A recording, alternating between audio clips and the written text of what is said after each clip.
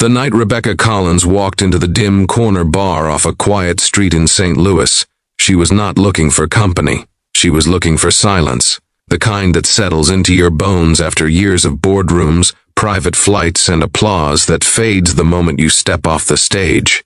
She had just signed another major deal that afternoon, one that would make headlines in the morning, and yet she felt hollow walking past the neon sign flickering in the rain. Inside that bar, with its scuffed wooden floors and low amber lights, something unexpected was already waiting to change her life. Before the story unfolds any further, take a moment. If you believe in kindness, second chances, and the quiet power of human connection, please like this video, share it with someone who needs hope, leave a comment, and subscribe to the channel. Your support helps stories like this reach hearts that are still healing. Rebecca was 41. The founder and CEO of a fast-growing logistics company that had started in a rented garage and grown into a national operation. To the world, she was confident, unshakable, and sharp. To herself, she was tired in a way sleep could not fix. That night, she chose the bar not because it was trendy, but because no one there knew her name.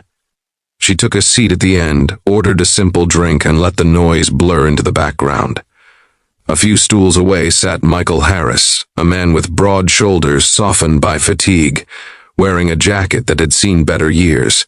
He was 38, a single father to a 7-year-old boy named Noah. Michael worked days as a warehouse supervisor and nights driving deliveries whenever extra money was needed. That evening, he had stopped by the bar after dropping off a package, not to drink away his worries, but to sit for a moment before heading home. His phone lay on the counter, screen lit with a picture of his son asleep, clutching a worn stuffed bear. They did not speak much that first night. No dramatic introduction, no sparks flying across the room, just a shared glance when the bartender told a quiet joke, a nod of recognition when a song from years ago played overhead. Rebecca noticed the phone, the way Michael checked it often, the tenderness in his eyes that did not match the roughness of his hands. Michael noticed the way Rebecca sat straight even when she tried to relax, the weight she carried behind her calm expression.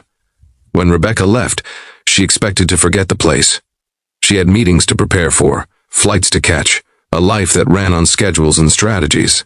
But the next evening, as the sun dipped low and the city lights blinked on, she found herself slowing her car near the same street.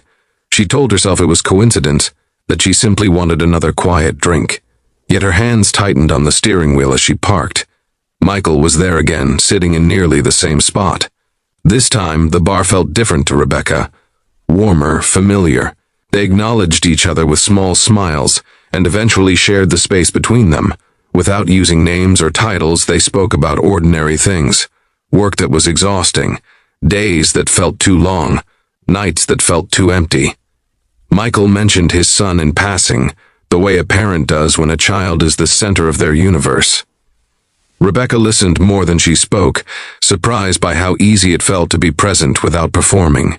Over the next week, Rebecca returned to the bar twice more. Each time she told herself it would be the last. Each time something pulled her back. It was not romance, not yet. It was the grounding simplicity of being seen without expectation. Michael never asked what she did for a living. He never tried to impress her.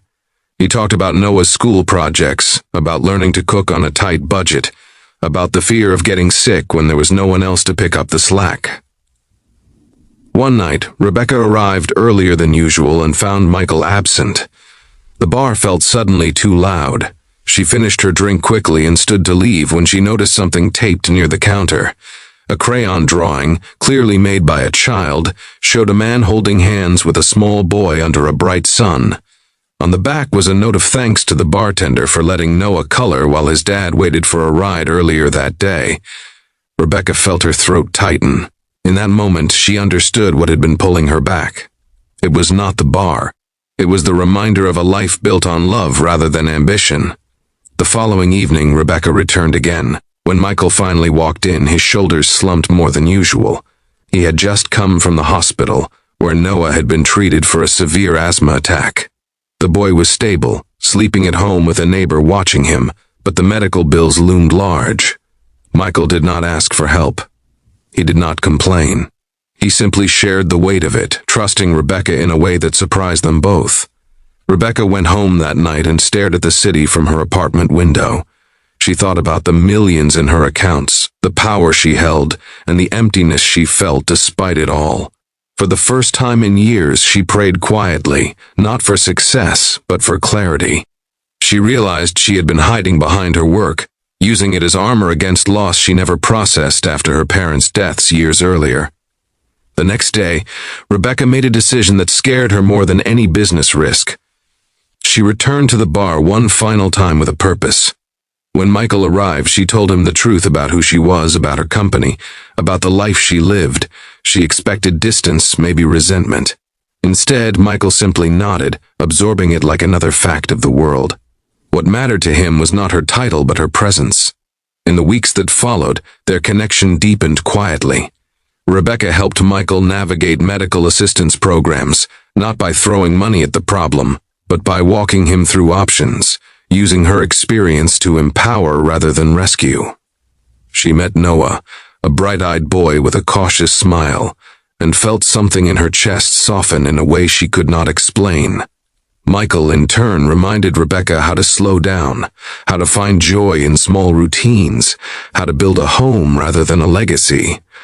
As the seasons changed, Rebecca made choices that shocked her board but saved her soul. She delegated more, traveled less, and invested time in community programs that supported single parents and working families. Michael took a new role within Rebecca's company, one that valued his experience and allowed him to be home every night. Their lives did not become perfect, but they became honest.